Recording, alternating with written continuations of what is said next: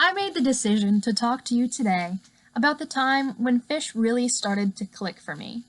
But I have to give you a little background info or it just wouldn't be worth your while to listen along. Now this is a story all about how my life got flipped and turned upside down. And I'd like to take a minute, you just sit right there, and I'll tell you all about how I became an aspiring ichthyologist. In Ricksville, Virginia, I was born and raised, and hanging with my grandpa and my dad is where I spent most of my days. Chilling out, maxing, relaxing, all cool, and every day we made sure to wet a line or two. So let me give you a few details about my family. You see, me and my grandpa, we were best buds, so everything he did, naturally, I did. My grandpa loved to fish. He was a spearfishing and dive instructor in Hawaii until he moved back to the Maine states. Every chance he got to convince me to be a marine biologist, he took.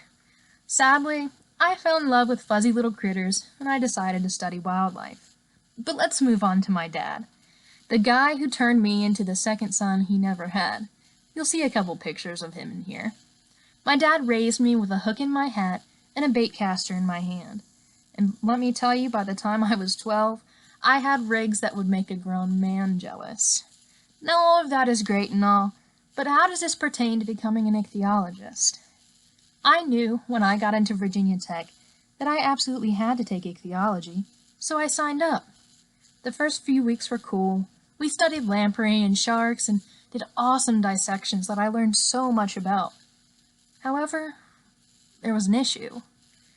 I wasn't necessarily familiar with saltwater species, so I was ecstatic about all the new things I was learning, but there was something that just wasn't clicking.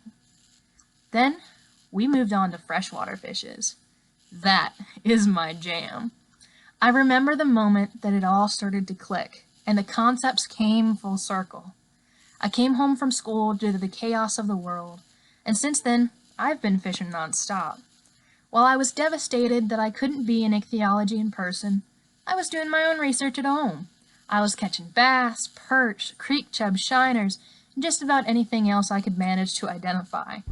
I could see the structure study in class and feel what I had been studying, and fish just started to make sense. And that's when I realized how much I really do love fish, and I hope to work with them for the rest of my life.